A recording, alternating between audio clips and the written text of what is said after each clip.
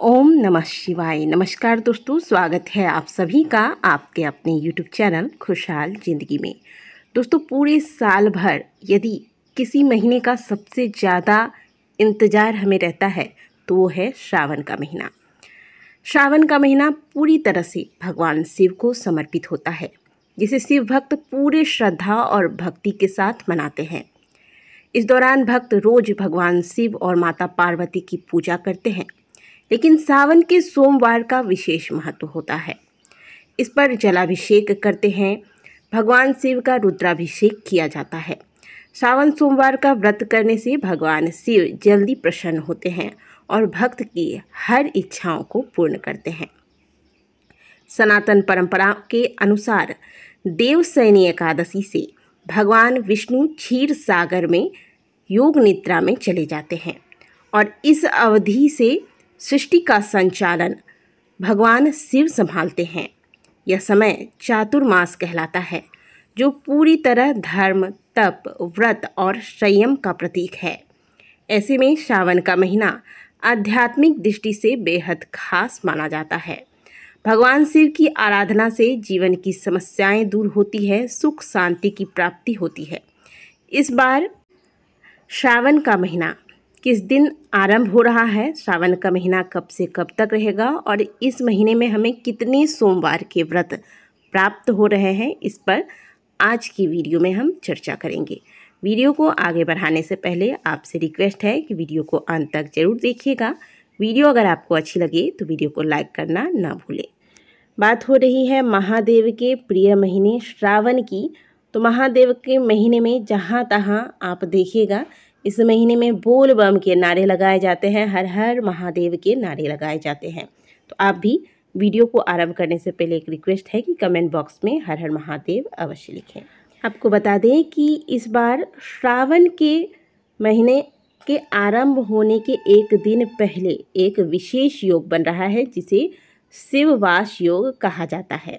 यह शुभ संयोग में भगवान शिव माता पार्वती के साथ कैलाश पर्वत पर विराजमान रहेंगे और इस योग में शिवजी की पूजा और जलाभिषेक करने से साधक को सौभाग्य, सुख, समृद्धि, मनचाहा वरदान प्राप्त होता है।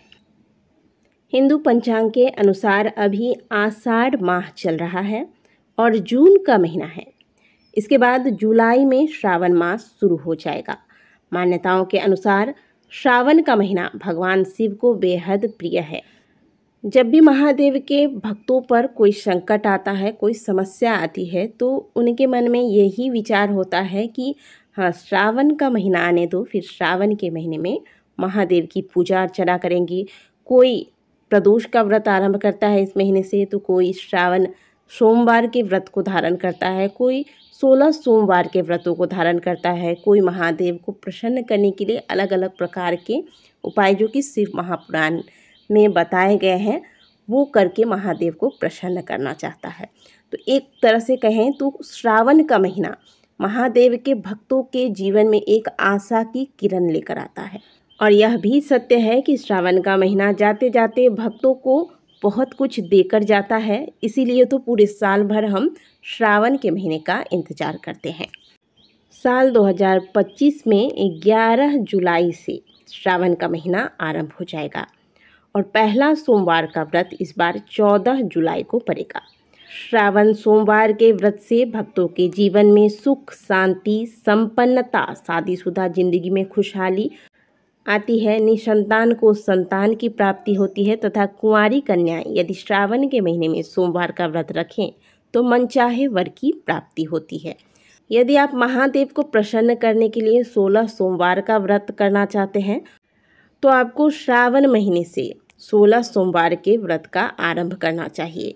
जो लोग पहले से श्रावण के सोमवार का व्रत रखते हैं वो किस प्रकार से 16 सोमवार का व्रत आरंभ करें, तो श्रावण महीने में जितने भी सोमवार के व्रत आते हैं उनमें से आप श्रावण सोमवार का व्रत यदि करना चाहते हैं तो आप जैसे 4 सोमवार के व्रत आ रहे हैं तो 3 सोमवार के व्रत रख लीजिए और चौथे सोमवार से आप 16 सोमवार का व्रत आरंभ कर सकते हैं।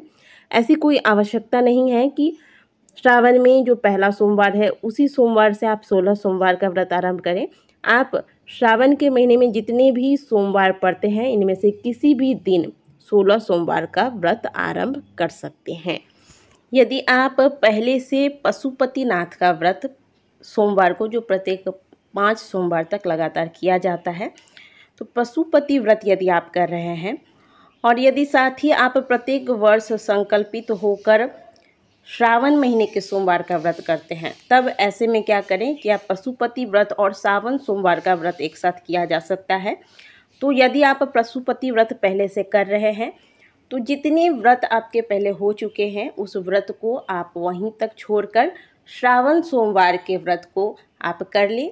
श्रावण महीना समाप्त होने के बाद जहाँ से आपने पशुपति व्रत को छोड़ा है, जैसे कि यदि आपने 2 व्रत कर लिए हैं तो तीसरे व्रत से इस व्रत को पुनः आप कंटिन्यू कर सकते हैं।